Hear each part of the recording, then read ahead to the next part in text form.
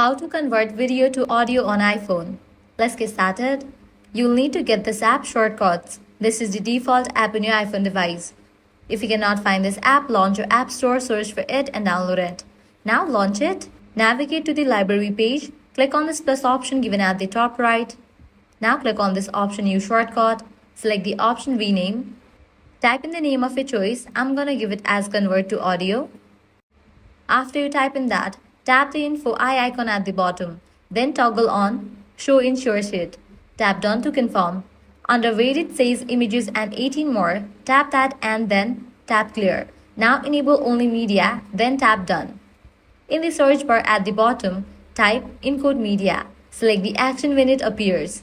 Now tap the small arrow icon on the Encode Media block and enable Audio Only under Output Settings. Likewise, you can select Format and Speed. Next, type Save File into the search bar and select it when it appears. Your shortcut is now complete. Tap Done to finish.